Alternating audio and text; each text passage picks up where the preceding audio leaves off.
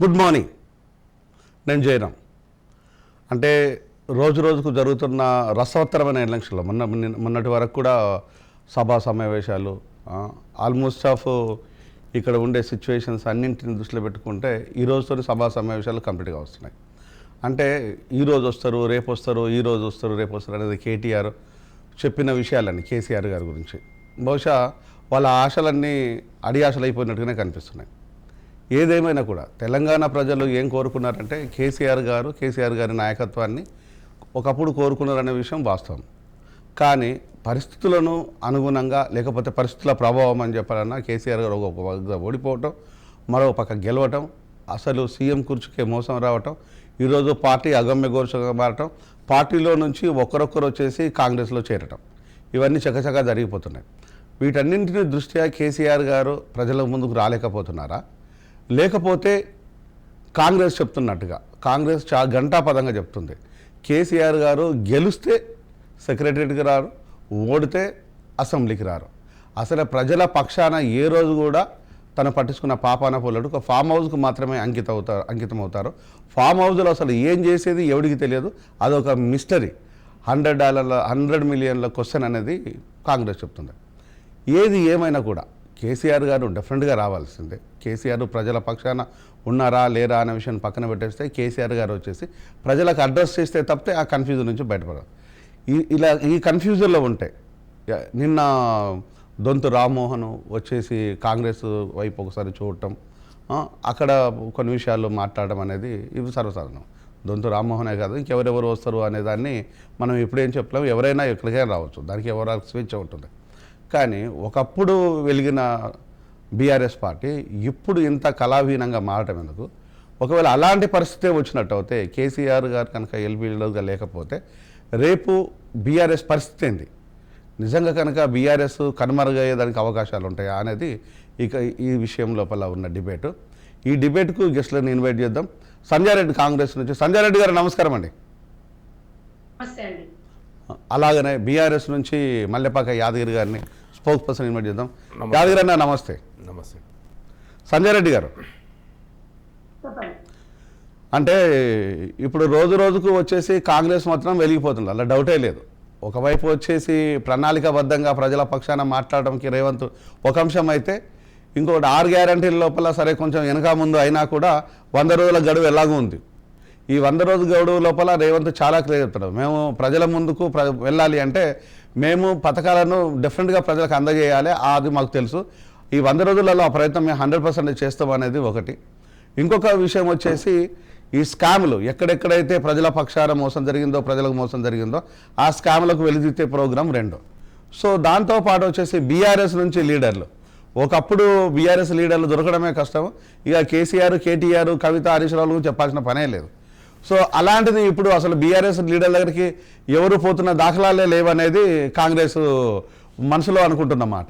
నిజంగా కనుక ఇంతటి స్థితికి ఎందుకు బీఆర్ఎస్ వచ్చినట్టు అనేదాన్ని ఇప్పుడు మనం డిస్కస్ చేద్దాము. మీరేమనుకుంటున్నారు ఈ విషయంలో? స్వయంకృత అపరాధం అండి బీఆర్ఎస్ పార్టీది. వాళ్ళు ఏ రోజైతే టిఆర్ఎస్ ను బీఆర్ఎస్ గా మార్చిండ్రో వాళ్ళ అంటే దానికే అది వాళ్ళ అంతర్గత విషయం అనుకోండి. కాకపోతే ఒకటండి, ఎలక్షన్స్ కోసం మాత్రం కాంగ్రెస్ పార్టీ పనిచేయదు, అది మా బాధ్యత. 6 గ్యారంటీలే కానివ్వండి, ప్రజలకు ఇచ్చిన హామీలనే కానివ్వండి, ఏదైనా కూడా కాంగ్రెస్ పార్టీ అనేది అది బాధ్యత. ప్రజలు మమ్మల్ని నమ్మి ఓటేసిండ్రు, తప్పకుండా వాళ్ళ నమ్మకాన్ని వెనకనో ముందు, ఎందుకంటే ఈ ఉన్న లోడ్ బడ్జెట్ వల్ల ఇప్పుడు ఉన్న బడ్జెట్ మీరు చూసింది కదా, ఇంత ఉన్న దాంట్లోనే అన్నిటికీ కూడా సమకూర్చడం అనేది కాంగ్రెస్ పార్టీ ఒక పెద్దన్న పాత్ర పోషించడం జరుగుతుంది. గతంలో కూడా చూసిండ్రు, 10 సంవత్సరాలు అధికారం లేకుండా ప్రతిపక్షంలో ఉన్నా కూడా ఎగిసిపడలేదు, బాధపడలేదు. ఇవాళ అధికారం ఉందని ఎగిసిపడేది లేదు. సింపుల్ గా సాధారణంగా మంత్రులు కూడా సింపుల్ గా ఒక ప్రజలలో ఒక మనిషిలా అంటే ప్రజలలోనే ఒక ప్రజాప్రతినిధిగా ముందుకెళ్ళుకుంటూ ప్రజలకు భరోసా కల్పించడమే ఒక ప్రజాస్వామ్యంలో ఒక ప్రజాప్రతినిధి లక్ష్యం. కానీ వీళ్ళు ఎట్లుందంటే ఇప్పుడు గతంలో 3 ఎట్లున్నారో ఇప్పుడు కూడా 3 సమాధానం చెప్పాలి. కర్త క్రియ కర్మ అని వాళ్ళే చెప్పాలి. ఎందుకంటే పాపాలు చేసింది వాళ్ళే కాబట్టి ఆ పాపం మూట కట్టుకుంది వాళ్ళే. పాప బీఆర్ఎస్ నాయకుల గతంలో గవర్నమెంట్ ఉన్నప్పుడే వాళ్ళకి ఛాన్స్ ఇవ్వలేదు కలవడానికి, ఎమ్మెల్యేలకు ఇవ్వలేదు, మినిస్టర్లకు ఇవ్వలేదు. ఇప్పుడేదో ఇస్తారు అని అంటే ఇప్పుడు వాళ్ళెందుకు, వాళ్ళకి తెలియదా అండి? టైం రావాలని చూస్తున్నారు. కాంగ్రెస్ వైపు ప్రజలు చూస్తున్నారంటే ప్రజలకు 120 సంవత్సరాలు ఉన్న చరిత్ర పార్టీ కాబట్టి కాంగ్రెస్ పార్టీకి మంచి తెలుసు చెడు తెలుసు. కాకపోతే కొంచెం టైం కోసం వెయిట్ చేసినాము, అది వాస్తవము. తప్పకుండా ప్రజలకు మనం ఏదైతే వాళ్ళు సాధారణ జీవితం ఎట్లయితే హ్యాపీగా బతకగలుగుతారు, ఎట్లయితే బాగుంటుంది, ఒక సామాన్య మీద ప్రజల మీద భారం వేయకుండా ఉన్న దాంట్లో చక్కగా ఉండడానికి అన్న అంశంతోని ముందుకెళ్ళడం జరిగింది. కేసీఆర్ గారు ఎప్పుడు కూడా కేసీఆర్ కుటుంబము ప్రజల పక్షాన లేదండి. వాళ్ళు దాచుకోవడం తప్ప ఇలా 10,000 రూపాయల కిరాయి ఇంట్లున్న కవితమ్మ 2014లో ఇలా 100 కోట్ల ఇల్లు పెట్టి ఇల్లు కట్టుకుంది. అంత ఇల్లు ఎవరన్నా 10 సంవత్సరాలు మన తెలంగాణ బిడ్డలు మరి ఎవరు కట్టుకోలేదు కదా. ఇవన్నీ ఎగ్జాంపుల్ చెప్తాం. గతంలో కూడా ఎప్పుడు కూడా సీఎం సెక్రటరీ ఎప్పుడు సెక్రటరీకి రాలేదు. అలాంటి వ్యక్తి మనం చూసినాం కదా. ఆమె వాచ్ ఖరీదు సంజయ్ రెడ్డి ఆమె వాచ్ ఖరీదు 20 లక్షలని ఆమె ప్రజాముఖంగా చెప్పింది. 20 లక్షలు ఇప్పుడు ఎగ్జాంపుల్ నేనే తెలంగాణ జాగృతిలో నేను 2008 నుంచి 2014 వరకు నేను ఆమె వెంబడే ఉన్నా. సాధారణ లైఫ్ అండి. 10,000 రూపాయలు ఇల్ట దాంట్లో కిరాయికున్నప్పుడు కనీసం సొంతం కారు కూడా లేని వ్యక్తి నేను ఎంబడున్నాను కాబట్టి, నేను చూసినాను కాబట్టి ప్రతి విషయం చెప్తాను. ఈ విషయంలో ఎవరు కూడా నాకన్నా ఎక్కువ సాక్ష్యం ఎవరు లేరు. 10,000 నుంచి ఇప్పుడు ఈ 10 సంవత్సరాలండి.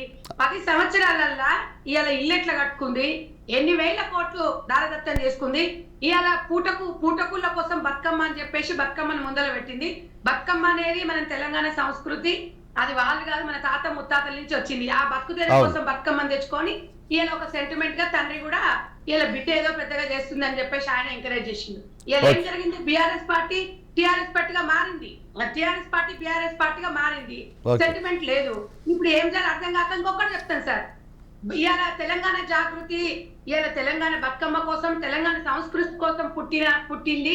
దానికోసం ఏం చెప్పిండు, తెలంగాణ వచ్చిన తర్వాత ఎక్కడైనా తెలంగాణ జాగృతి పనిచేసిందా? తెలంగాణ జాగృతిలో దగ్గర 200-300 మంది వాలంటీర్ గా పనిచేసిరు. సాయశక్తుల తెలంగాణ పోరాటంలో ఆమె ఏమని ఉంటే నేను ఏ2 ఉన్నా. ఏ2 ఉంటే చాలా మంది ఎంతో మంది మాట్లాడదాం. ఇప్పుడు కవిత మన టాపిక్ కవిత కాదండి. సంజయ్ గారు ఒక్క నిమిషం ముగిస్తాను. ఇలా తెలంగాణ జాగృతి భారత జాగృతి మార్చింది. భారత జాగృతి నుంచి ఇలా జ్యోతిరావు పూలే దాని గురించి దీక్ష చేస్తుందట. కొంచెం అన్న బుద్ధి ఉండాలా. ఇవాళ గతంలో 10 సంవత్సరాలు మీ అయ్యే అధికారంలో ఉండు అసెంబ్లీలో పెట్టమని ఎందుకు అడగలే, చేయలేదు. సంజయ్ గారు ప్రజలు నమ్ముతున్నారు సార్, ప్రజలకు అన్ని తెలుసు, ప్రజలు చూస్తున్నారు. ఇలా బీఆర్ఎస్ పార్టీ ఒక్కరు ఎలక్షన్ లో పోకుండా ఇలా బీజేపీతో టైఅప్ అవుతుంది. సరే గతంలో బీజేపీ పార్టీ బీఆర్ఎస్ తో కలిస్తే ఇలా కవిత లిక్కర్ స్కామ్ లో బీజేపీ ఎట్లా జోక్యం చేసుకుంటే తెలంగాణలో వాళ్ళ పరిస్థితి ఏందో కనీసం ఈ వచ్చే ఒక ఓటు కూడా పడదు. తెలంగాణ ప్రజలకు తెలుసు. ఒకటే ఎత్తున్నాం సార్, చెప్పండి. మాట్లాడదాం ఒక్క నిమిషం. ఇది యాదన్న అంటే కేసీఆర్ గారు అయితే డెఫినెట్గా ప్రజల మధ్యలోకి రావాలి, సమావేశాలకు అటెండ్ కావాలి, అసెంబ్లీకి రావాలి.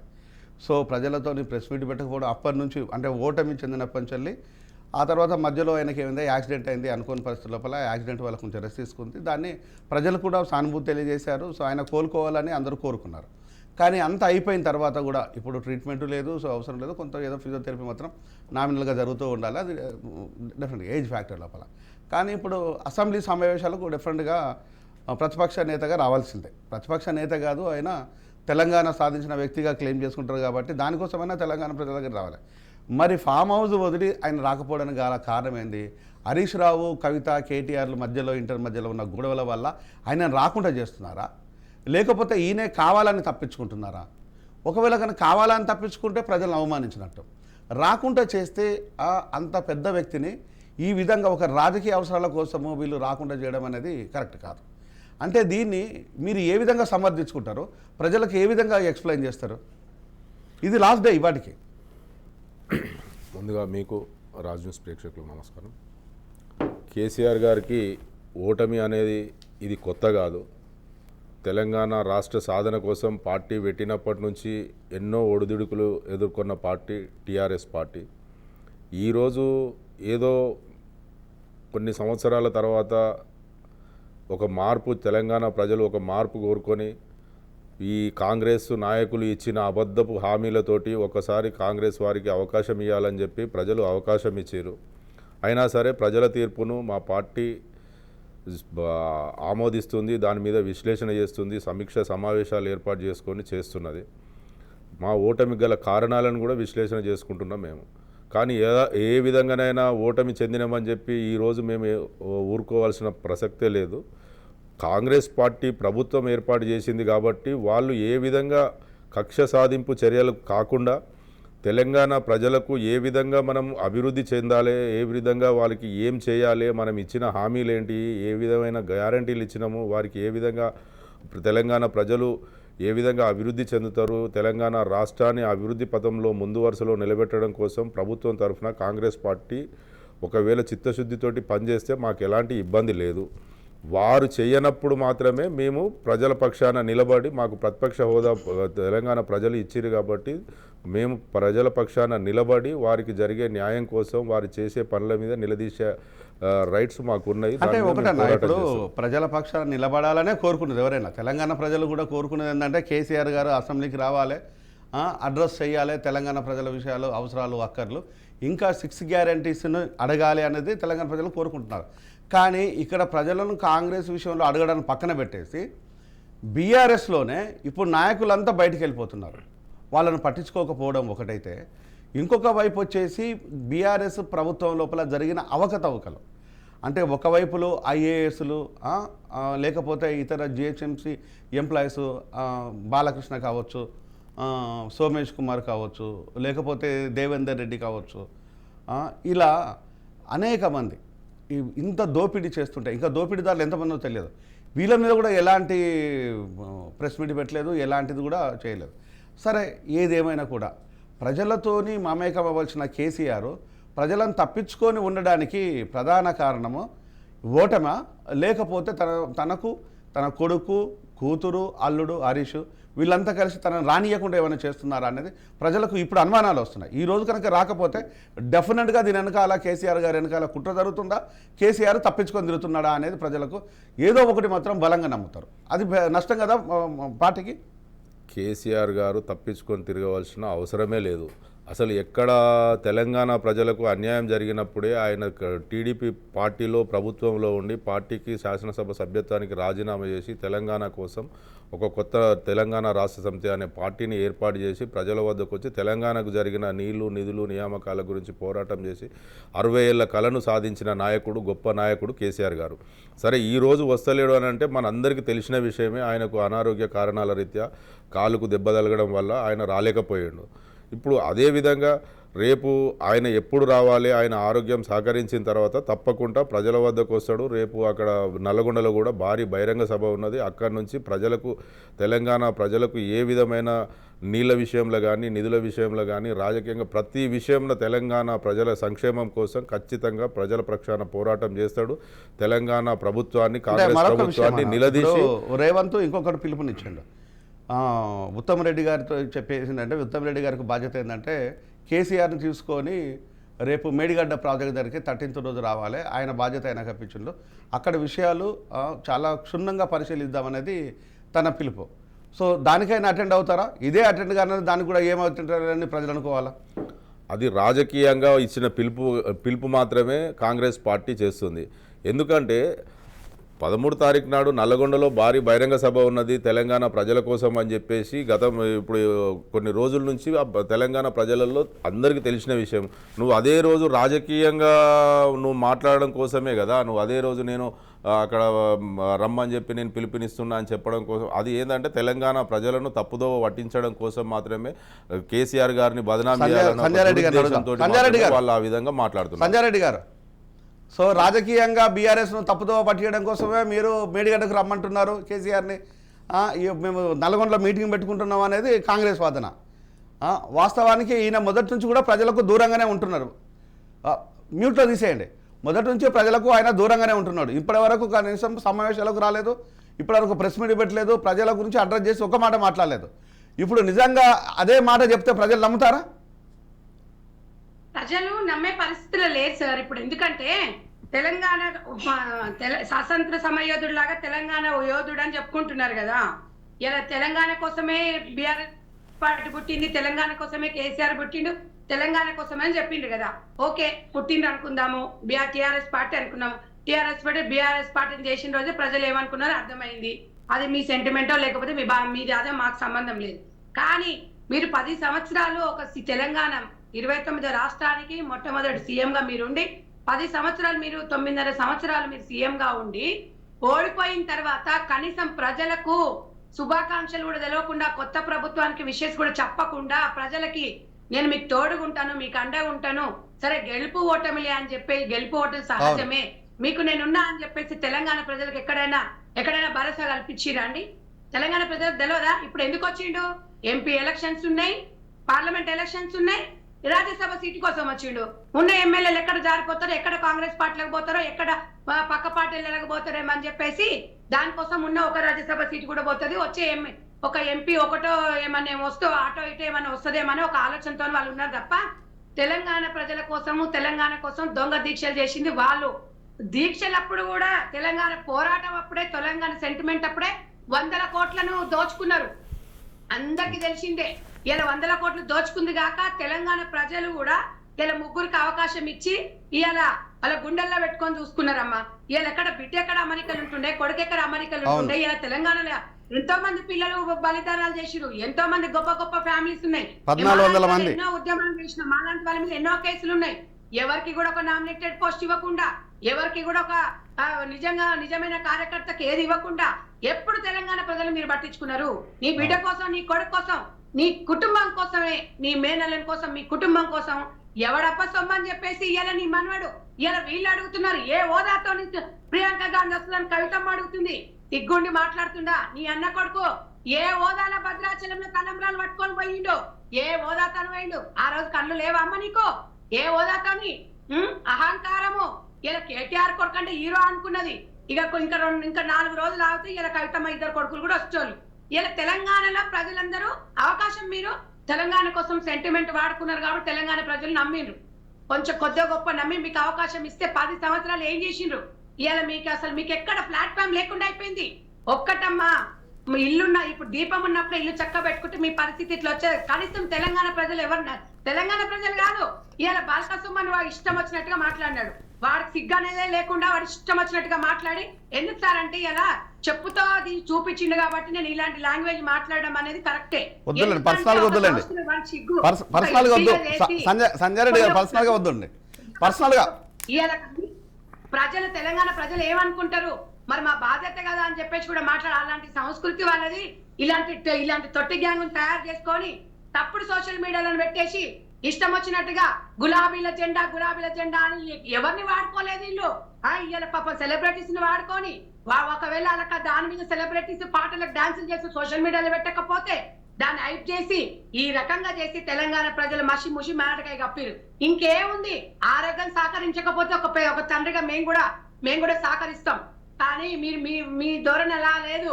సహకరించకపోయినా ఇంట్లో నుంచి ఉండి తెలంగాణ ప్రజల పక్షాన కాంగ్రెస్ పార్టీ మీరు ప్రతిపక్షంలో గవర్నమెంట్ కి నేను సహకరిస్తా, నా అనుభవాన్ని మీరు వాడుకోండి, తప్పకుండా నేను ప్రజలు ఇచ్చిన తీర్పును గౌరవిస్తున్నా అని చెప్పి ఒక పెద్దన్న పాత్ర వహించాలి. సెంటిమెంట్ పెట్టేసుకొని 9వ తారీఖు కింద పడి ఇవాళ కింద పడ్డాడు అందుకే వస్తలేడు, రేవంత్ రెడ్డి గారిని పిల్లకాకి అంటాడు, బచ్చగాడు అంటాడు. ఇదేనా అండి? ఒక సీఎంను పట్టుకొని ఒక ప్రజా ప్రతినిధిగా నామినేటెడ్ దొడ్డుదారులో రాలా? ప్రజలు ఎన్నుకుంటేనే ఇలా సీఎం అయిండు. ఇలా రేవంత్ రెడ్డి గారిని కాదు అవమానించేది, తెలంగాణ ప్రజలను అవమానించిరు. నిన్ను తీసుకపోయి ఎక్కడ వేసిరు ప్రజలు అనేది గుర్తు పెట్టుకో. ఎప్పుడైనా ప్రజల చేతిలో సంజయ్ గారు రేపు మేడిగడ్డకు వెళ్ళాలనేది సీఎం గారు ఇన్వైట్ చేశారు. బీఆర్ఎస్ వచ్చేమో నల్గొండలో మీటింగ్ పెడుతున్నది. నిజంగా ఇది ఒక రాజకీయ కక్షపూరితమైన విషయమే అని చెప్పేసి బీఆర్ఎస్ చెప్తుంది. అలాంటి పరిస్థితులను క్రియేట్ చేస్తున్నారా బీఆర్ఎస్కు మీరు?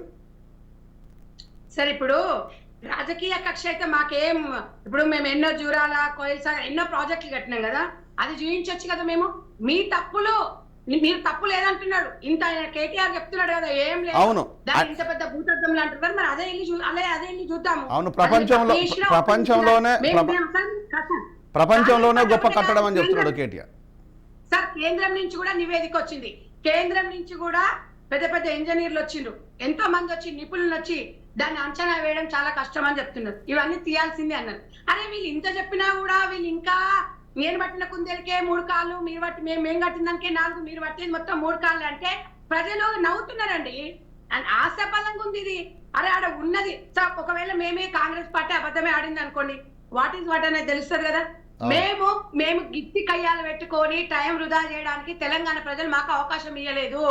మీరు చేసిన అవినీతిని బయటికి తీస్తూ, మీరు మాట్లాడే అబద్ధాలను అవినీతి బయటికి తీస్తూ, తెలంగాణ ప్రజలకు ఇచ్చిన హామీలను నెరవేరుస్తూ, ప్రజలపై దృష్టి మళ్లిస్తూ, విద్యార్థులు సంతోషంగా ఉండాలి. ఇలా తెలంగాణలో ప్రతి ఒక్క గవర్నమెంట్ ఎంప్లాయీ సంతోషంగా ఉండాలి, ప్రతి ఒక్క రైతన్న మంచిగా ఉండాలి, మహిళలు బాగుండాలి, రాష్ట్రం బాగుండాలని చెప్పేసి ప్రతి ఒక్కరం కూడా ఇవ్వాలి. మేము గెలిచిందని అహంకారం లేకుండా ప్రజలలోకి వెళ్తున్నాం. ఏ రోజు ఏ ఎమ్మెల్యే ఎవరికి అవైలబుల్ ఉన్నారు కాన్స్టిట్యున్సీలో, ఎప్పుడు మీ ఎమ్మెల్యేలకి ఎప్పుడు సీఎం ఎప్పుడు అవైలబుల్ లో ఉన్నారు? ఏదో సీఎం ని కలవాలంటే సరే ఒక్కసారి దొరకకపోయిన అపాయింట్మెంట్ రెండోసారి సాధారణ ప్రజాప్రతినిధికి దొరుకుతున్నారు. మరి ఇలాంటి ఉన్న సిచ్యువేషన్ లో వచ్చి మేము 2 నెలలు కాలేదు, ఇలా ఇష్టానుసారంగా మీరు మాట్లాడుతున్నారు. మాట్లాడండి, ప్రజలు మిమ్మల్ని ఒక ఆకలిచ్చి మీరే గాండిచ్చి మీ మీద ఊస్తున్నారు. వీళ్ళు 10 ఏళ్ళ నుండి ఏం మీకలేదు, పాపం వచ్చి 2 నెలలకే ఇలా ఇన్ని చేస్తున్నారు అంటున్నారు. మాకెవరు గుర్తు చేయాల్సిన అవసరం లేదు సార్. ప్రజలకు మేము ఇచ్చిన హామీలను నెరవేరుస్తాం.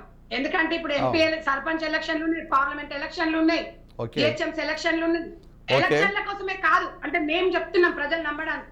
మమ్మల్ని మేము మంచిగా మా పాలన బాగుందా అంటే ప్రజాస్వామ్యంలో ముందుకెళ్తాం, ప్రజల కోసం మేము ఏదైనా చేస్తాం. అంతేగాని ఒకటి చెప్పి ఒకటి చేయడం కాదు. మేము ఇస్తున్న హామీలు నెరవేరుస్తాము. ఎవరో చెప్తే ఎవరో రైతన్నలు కూడా ఎవరు ఇబ్బంది పడొద్దు. ప్రతి ఒక్కటి కూడా రైతు బంధు కొంచెం వెనుక ముందు వచ్చినా వస్తుంది. మీకు రుణమాఫీ చేస్తారు. ప్రతి విషయంలో రైతన్న విషయంలో చాలా రేవంత్ రెడ్డి గారి బృందం కానివ్వండి, ఎంపీలు కానీ, మన మినిస్టర్లు కానివ్వండి, ఎమ్మెల్యేలు కానివ్వండి, పూర్తిగా సహకరిస్తున్నారు. తప్పకుండా ఆయన దృష్టికి తీసుకొస్తున్నారు. ఏది మీటింగ్ పెట్టినా కూడా మాకు ఇప్పుడు ఒక మీటింగ్ పెడతారు. మాకు మీటింగ్ పెట్టినప్పుడు మాకు వచ్చిన ఆలోచనలు మేము పేపర్ మీద రాసి సీఎం గారు ఇవ్వడం జరుగుతుంది. అది కూడా ఆయన స్వీకరిస్తున్నారు. అంటే మీ పాలనకి మా పాలనకి ఎట్లా ఉంది? సామాన్యంగా మేము ఎక్కడో గ్రామీణ ప్రాంతాలలో ఉన్న వాళ్ళం ఇలా టీవీ మీదకి వచ్చి మాట్లాడి మా సలహాలు ప్రజా ఏం కావాలి సార్? నిదర్శనం సార్ చెప్పండి. ఇది ఏదేమైనా కూడా అండి, తెలంగాణ ప్రజలు ఏరికోరి త్యాగాలను అంటే 1400 మంది త్యాగాలతోని బలిదానాలతోని తెలంగాణ వచ్చింది. తెలంగాణ ఒక కేసీఆర్ గారో లేకపోతే కాంగ్రెస్ కొట్లాడుతూనో ఇస్తూనే వచ్చింది కాదు, అంత ఈజీగా వచ్చింది కాదు. ఆ కేసీఆర్ తెచ్చింది కూడా కాదు, ప్రజలది. తెలంగాణ ప్రజల కోసము ప్రజలు ఇక్కడ స్త్రీలు, పురుషులు, విద్యార్థులు, లాస్ట్కు చిన్న పిల్లలతో పాటు జై తెలంగాణ అని ఇంట్లో పని చేసుకునే ఇంటి వంట రూమ్లో ఉన్న స్త్రీలు సైతము వంట వార్పు పేరు మీదతో రోడ్ల మీద వచ్చి వంట వార్పులు చేశారు. ఇంతమంది కష్టపడి సాధించుకున్న తెలంగాణ కేసీఆర్ గారు పదే చెప్తున్న మాట ఏంటంటే పులి నోట్లో తలబెట్టినా అంటుంటాడు. పులి నోట్లో తలబెట్టి తెలంగాణ తీసుకురావడం అనేది ఈరోజు ఎవడి పాలైపోయింది. ఒక్కొక్క ఆఫీసర్ని కొంతమంది ఆఫీసర్లు మొత్తం అని మనకు అనడానికి కూడా స్కోప్ లేదు. ఎంతో మహానుభావులు, ఎంతోమంది మహాపురుషులు ఉన్నారు, ఎంతోమంది ఉన్నతమైన వ్యక్తులు ఉన్నారు, చాలామంది ఉన్నారు. చాలామంది ఆఫీసర్లు ఉన్నారు. కొంతమంది ఆఫీసర్లు బ్రోకర్లుగా పెట్టుకొని తెలంగాణను దోపిడీ చేశారు. ఒక్కొక్క ఆఫీసర్ దగ్గర 1000 కోట్లకు తక్కువ లేదు, 1000 కోట్లకు తక్కువ లేదు. కనిపించేది 100 కోట్లైనా వెనకాల కనిపించనివి 1000 కోట్లు. ఇక ఐఏఎస్ల విషయానికి వస్తే ఇంకెన్ని లక్షల కోట్లు అయి ఉండొచ్చు. ఏకంగా సిఎస్ఏ ఈ ఒక భూమి మొత్తం క్రైమ్ లోపల ఇన్వాల్వ్ అయింది. సిఎస్ ధరణి పేరుతోని పూర్తిగా ప్రజల్ని దగా చేసి దోపిడీ చేయటం. ఇంత మోసం అయితే తెలంగాణ ప్రజలను ఏ సిఎస్ ఇంతవరకు చేయలేదు. చాలామంది ప్రజల కోసం పనిచేశారు. కాకి మాధవరావు లాంటి వ్యక్తులు చాలా క్లియర్గా పనిచేశారు. శంకరన్ లాంటి వ్యక్తులు, శేషన్ లాంటి ఐఏఎస్ ఆఫీసర్, ఇలా చెప్పుకుంటూ పోతే చాలామంది, జయప్రకాష్ నారాయణ లాంటి IAS officer, RS Praveen Kumar లాంటి ఒక ఐపీఎస్ ఆఫీసర్, ఇలా చెప్పుకుంటూ పోతే చాలామంది సిన్సియర్గా పనిచేసిన వ్యక్తులు ఉన్నారు. కానీ ఇప్పుడు ఇంత దోపిడీ చేస్తుంటే ఈ దోపిడీ దొంగలకు ముఠా మెయింటైన్ చేసింది ఎవరు? ఏ వేళ్ళు చూసినా, ఏ నోరు చూసినా ఏకంగా అరవిందర్ రావు వచ్చేసి కేటీఆర్నే చెప్పేస్తున్నాడు. దీని వెనకాల ఈ 50 కోట్ల ఏది ఈ రేస్ విషయంలో 50 కోట్లది పూర్తిగా స్థాయి, నాది ఎలాంటి బాధ్యత లేదు, కేటీఆర్ బాధ్యత అంట. అంటే అంటే పులి నోట్లో నువ్వు తలబెట్టి తీసుకొచ్చింది ఇంత దోపిడీకి గురి అవుతుంటే మరి పులి ఏం చేస్తున్నట్టు అనేది ప్రజలు ఒకసారి వెయిట్ చేస్తున్నారు, ఇంకేం మాట్లాడతాడని. అంటే ఈరోజు మీరు ఏం మాట్లాడకుండా, ఈ దొంగల గురించి కూడా మాట్లాడకుండా దీని వెనకాలే ఉంది. మీకైతే సోమేష్ కుమార్ని తెలంగాణలో కాకుండా ఏపీ క్యాడర్లో ఉన్న సోమేష్ కుమార్ని అక్కడి నుంచి తీసుకొచ్చి రిజైన్ చేసి అక్కడి నుంచి తీసుకొచ్చేసి ఏకంగా మీ నెత్తిన పెట్టుకున్నారు. అంటే ఒక దొంగని కాపలా కోసం నెత్తిన పెట్టుకున్నారా, లేకపోతే దొంగకు తాళాలు ఇచ్చి ఎంత దోసుకుంటావో దోసుకు పంచుకుందామని అని అనుకుంటున్నారా అని ఈరోజు ప్రజలు ప్రశ్నిస్తున్నారు. అంటే ప్రతిపక్షాలలో కూడా కొంతమంది దీన్ని మింగుడు పడట్లేదు. బీఆర్ఎస్ నేతల లోపల అందరూ దీన్ని నేను ఆహ్వానిస్తారని అనుకోవటం లేదు. మనసులో చాలామందికి ఇది తప్పు అని ఉంది, కానీ చెప్పలేని పరిస్థితి. ఆ చెప్పలేని పరిస్థితులలో ఈరోజు పార్టీలు మారుతున్నది అనేది ప్రజలు అనుకుంటున్నారు. అంటే ఇంత దారుణమైన దోపిడీ జరుగుతుంటే, ఇంత దోస్తుంటే ఈయన ఫామ్ హౌస్ వదిలి రారు. ఫామ్ హౌస్ వదిలి రాకపోవడానికి గల కారణము కొడుకు, కూతురు, అల్లుడు కావాలని ఈయనను దాచిపెడుతున్నారా, మోసం చేస్తున్నారా, దెబ్బ కొడుతున్నారా, లేకపోతే ఈయనే ప్రజలకు ముఖం చూపించలేకుండా, ఈ ఓటమిని భరించలేకుండా ఈరోజు నేను అధినేతగా ఉన్న వ్యక్తిని ఈరోజు అడ్రస్ లేకుండా ఉన్నానా అనే దాన్ని జీర్ణించుకోలేని పరిస్థితిలో ఉన్నారా అనేది ప్రధానమైన ప్రశ్న. దీన్ని మీరు ఏ విధంగా విశ్లేషిస్తారు, ఏ విధంగా చెప్పాలనుకుంటున్నారు చెప్పండి, సూటిగా చెప్పండి. మీరైతే చాలా క్లియర్గా చెప్తారు అనేది నా ఫీలింగ్.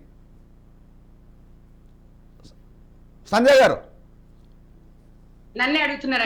యా మిమ్మల్ని మీరైతే సూటిగా చెప్తారు, ఎందుకంటే కవితతోనే మీకు అనేక అనుబంధం ఉంది, ఆ కుటుంబంతో చాలా దగ్గరగా ఉన్నారు కాబట్టి.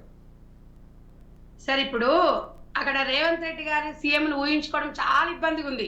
మా మంత్రులను చూసి కూడా ఇలా కేసీఆర్ గారు ఊహించుకోవడము, బీఆర్ఎస్ నాయకులు మరి అక్కడ హరీష్ రావు గారు, కేటీఆర్ అప్పుడు మొత్తం అసెంబ్లీయే నాది, అసలు ఇది మొత్తం ఈ సామ్రాజ్యానికి నేను అన్నట్టుగా ఉన్నోళ్ళు ఇవాళ వాళ్ళ పరిస్థితి ఏమైంది సార్? అందుకే ఎప్పుడైనా కూడా అహంకారం అనేది మనిషికి పనికిరాదు. మనం గతం ఏదైనా కొంచెం ముందు వెనక. ఈరోజు నిజంగా కూడా ఇలా ఆ కేసీఆర్ కుటుంబము పరిస్థితి ఏముంది తలుచుకుంటే దారుణంగా ఉంది పరిస్థితి. కానీ వాళ్ళు చేసిన అవినీతి ఏ శాఖల అవినీతి లేదు సార్, ఏ శాఖలో లేదు చెప్పండి. వేల కోట్లు వాళ్ళకి ఇష్టం వచ్చినట్టుగా కాంట్రాక్టర్లకు పనులు ఇచ్చి బిల్లులు వేరే అన్ని దొంగ బిల్లులు సృష్టించి ఇదా ప్రజాస్వామ్యంలో తెలంగాణ ప్రజలు నమ్మి మీకు చేతిలో పెడితే ఎంత దోసుకోవాలంత దోసుకున్నారు. అది మేము అబద్ధం కాదు, మేము కంపల్సరీ నిరూపిస్తాం.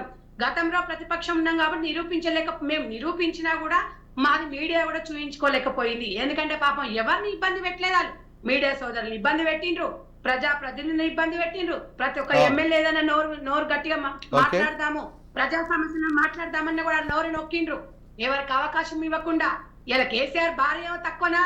ఇలా కేసీఆర్ భార్య కూడా ఇలా హరీష్ రావు కూడా ఏదైనా పని చేస్తాడన్నా కూడా పని చేయనియకుండా వాళ్ళ ఇంట్లో కేసీఆర్ ని ఏ రకంగా చేసింది. ఇంట్లో కూర్చున్నామే ఇలా ఏం అనుభవిస్తుంది ఇవన్నీ మాకు తెలియదట. ఇలా మాకు మేము ఇవన్నీ చూడలేదా?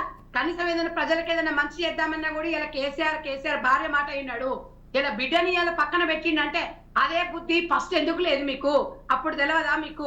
ఇవాళ ఏదో మళ్ళీ ఇవాళ ఎమ్మెల్సీ పదవి ఒకటి పెట్టుకొని ఇవాళ ఏదో ఇంకా ఏదో దొడ్డిదారుల భారత జాగృతి పెట్టి ప్రజలను ఎవరిని నాశనం చేయడానికి ఇలా భారత జాగృతి ఎవరున్నారు? ఇట్లా వీళ్ళు పూటకుళ్ళ కోసం, వాళ్ళ పూట గడుపుకోవడం కోసం, సెంటిమెంట్ కోసం తెలంగాణ ప్రజలకు ఒకటే చెప్తున్నా. నేనే ఉదాహరణ. మిమ్మల్ని ఎంత రెచ్చగొట్టినా కూడా సెంటిమెంట్ తో రెచ్చగొట్టి మీరు శివాల మీద పేలాలు ఏర్కొంది. కంక్లూడ్ చేయండి సంజయ్ గారు,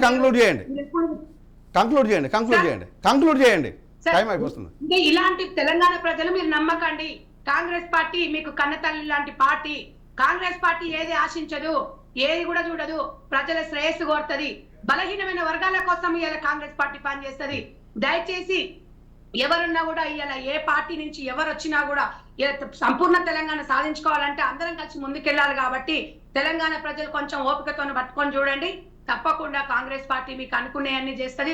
10 సంవత్సరాలు మీరైతే ఏదైతే వెనుక తిరిగి మనం 10 సంవత్సరాలు ఏదైతే కోల్పోయినామో అతి త్వరలో మీకు రాబోతుంది.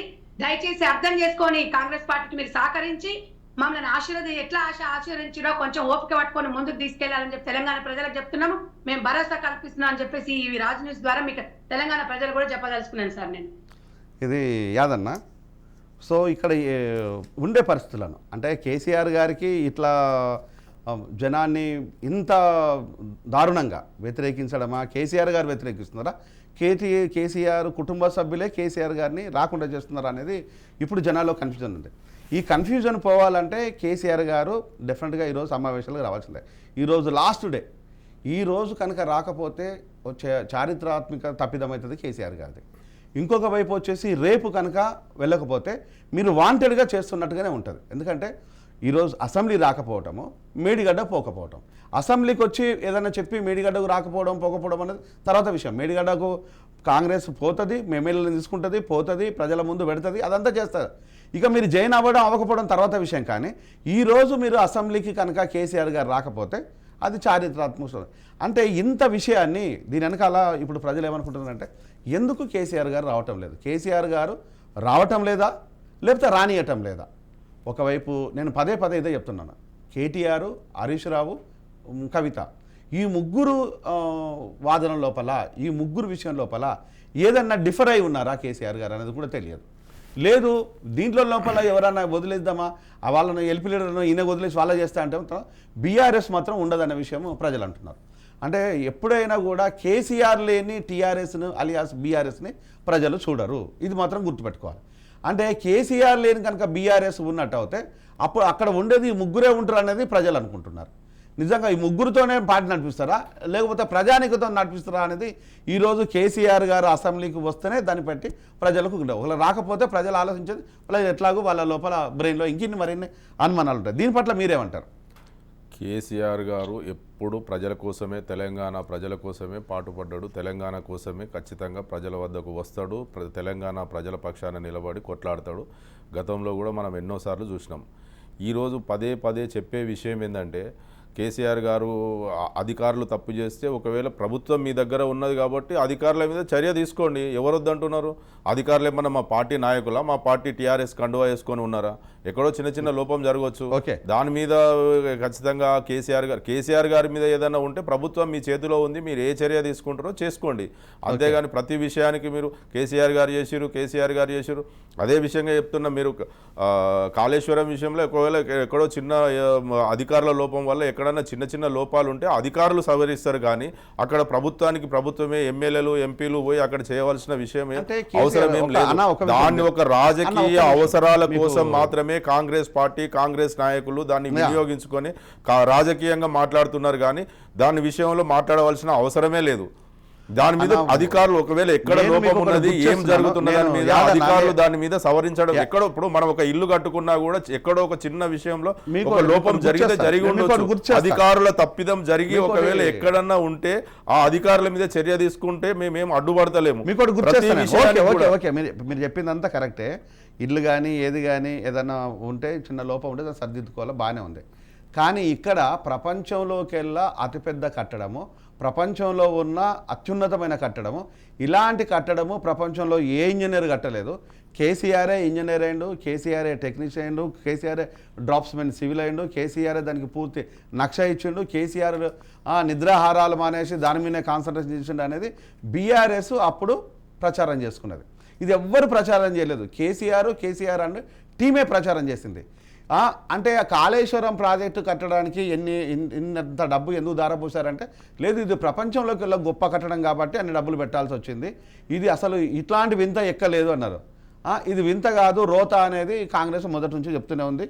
సో దానికి మేధావులు, ఇంజనీర్లు కూడా ఇది అంత ఉపయోగకరంగా కూడా ఉండదు అనేదాన్ని చాలాసార్లు చెప్పారు.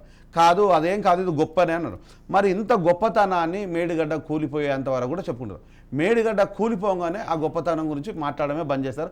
ఎలక్షన్లో ఆ స్లోగా మీరు ఆ వాయిస్ తీసుకెళ్ళలేదు. అంటే ఈరోజు అదే మేడిగడ్డ విషయం లోపల పోవడానికి మేడిగడ్డలో ఉన్న ఆ పిల్లలు 19వ పిల్లలు కూలిపోయిన తర్వాత 20వ పిల్లల మీద వెయిట్ పడుతుంటుంది. మరి దాన్ని చూసుకోవడానికి, దాన్ని అబ్జర్వ్ చేయడానికి ఎమ్మెల్యేలతోని సగౌరవంగా సీఎం రేవంత్ రెడ్డి ఇన్వైట్ చేస్తే దానికి బీఆర్ఎస్ నేతలు ఎందుకు మొహం చాటేస్తున్నారు? కేసీఆర్ గారు లాంటి వ్యక్తి ఇంత గొప్ప కట్టడాన్ని కట్టిన కేసీఆర్ గారు దాని విషయం లోపల ఎందుకు వెనకని చేసి ఈరోజు నల్గొండలో మీటింగ్ పెడుతున్నట్టు. అంటే ఇక తప్పించుకోవడం కోసం మీటింగ్ ఈరోజు నేను ఒకటి మాత్రం చాలా క్లియర్గా నేను అడ్వైజ్ చేసుకున్నాను. ఒకవేళ కనుక ఈరోజు మీరు అసెంబ్లీకి రాకపోతే, అసెంబ్లీలో లేకపోతే మీటింగ్కే కేసీఆర్ గారు అక్కడికి వెళ్ళినట్టు అయితే తప్పించుకోవడం కోసమే, ప్రజల దగ్గర నుంచి తప్పించుకోవడం కోసమే అన్నట్టు ప్రజలు అర్థం చేసుకుంటారు. లేదు, అసెంబ్లీకి వచ్చేసి ఈరోజు ఆయన మాట్లాడి ప్రజలను అడ్రస్ చేసినట్టు అవుతాయి, రేపు మేడిగడ్డ విషయం లోపల ఆయన స్టాండ్ ఏందో చెప్పినట్టు అవుతాయి, అది ప్రజలకు. అంటే ప్రజలను ఎవరు తప్పుదోవ పట్టిస్తున్నారు? కాంగ్రెసా బీఆర్ఎస్ఆ? ప్రజలు ఆ మాత్రం అర్థం చేసుకోరానా? చెప్పండి మీరు. ఇప్పుడు కాళేశ్వరం కట్టిందే కేసీఆర్ గారు. Short గా మీరు దీన్ని conclude చేయండి. కేసీఆర్ గారే కట్టిండ్రు, దాన్ని చూడవలసిన అవసరం కేసీఆర్ గారికి ఏం అవసరం లేదు. చూడవలసింది కాంగ్రెస్ వారు నాయకులు, కాంగ్రెస్ ప్రభుత్వం చూడనివ్వండి. అక్కడ ఏమైనా ఒక చిన్న లోపం లేదని చెప్తలేదు. లోపం జరిగిన దానికి అధికారులు సవరించవచ్చు, అదొక భాగం. రేపు అసెంబ్లీకి వస్తున్నాడా రాడా అనే దాని మీద మాట్లాడితే మా నాయకునికి ఎప్పుడు ఏం చేయాలనో ఎక్కడ రావాలనో ప్రతి ఒక్క విషయం తెలిసిన నాయకుడే. ఎప్పుడు ప్రజల వద్దకు రావాలి, ఏం చేయాలి, ఆయన అనారోగ్య కారణాల రీత్యా రాలేకపోయింది అని చెప్పి అందరికీ తెలిసిన విషయం. ఇప్పుడు సంధ్య గారు చెప్తున్నారు, ఎంతసేపు ఒక నిమిషం చెప్పండి. కేసీఆర్ కుటుంబము వారసత్వ కుటుంబము అని చెప్పేసి చెప్తున్నారు. అదేవిధంగా అక్రమ ఆస్తులు సంపాదించారు, ఆమెకి ఇక్కడ ఇన్ని ఆస్తులు ఎక్కడి అని చెప్తున్నారు. అదే రేవంత్ రెడ్డి గారు రాజకీయ ప్రస్థానం ప్రారంభించినప్పుడు ఆయన ఆస్తులన్నీ కాంగ్రెస్ పార్టీ వచ్చినప్పుడు ఎన్ని ఆస్తులు, ఈ రోజు ముఖ్యమంత్రి ఉన్నప్పుడు ఎన్ని ఆస్తులు, దాని మీద కూడా ఒక చర్చ పెట్టండి. ఆయన ఈ రోజు ఇన్ని కోట్ల ఆస్తులు సంపాదించడానికి ఒక ముఖ్యమంత్రిని పిసిసి ప్రెసిడెంట్ ను 50 కోట్ల రూపాయలు ఇచ్చి పిసిసి ప్రెసిడెంట్ కొన్నాడని చెప్పి స్వయాన వాళ్ళ కాంగ్రెస్ పార్టీ ఆరోపించినప్పుడు అన్ని డబ్బులు ఎక్కడి నుంచి వచ్చినాయి? ఆయన ఆ రోజు ఆయన రాజకీయ ప్రారంభించిన సాధారణ రైతు కుటుంబానికి నుంచి వచ్చిన నాయకుడు అని చెప్పి ఆయనే చెప్పుకుంటున్నాడు. మరి ఇన్ని ఆస్తులు ఏ రకంగా వచ్చినాయి? మారుమూల పల్లెటూరు నుంచి వచ్చిన ఒక రైతు బిడ్డ ఈ రోజు ఇన్ని వేల కోట్ల రూపాయల ఆస్తులు రేవంత్ రెడ్డి గారికి. ఏదేమైనా ఈ డిబేట్ లో పాల్గొన్న బీఆర్ఎస్ నాయకులు మల్లెపాక యాదగిరి గారికి, కాంగ్రెస్ నుంచి పాల్గొన్న సంజయ్ రెడ్డి గారికి ధన్యవాదాలు. Sign up doctor Jayaram.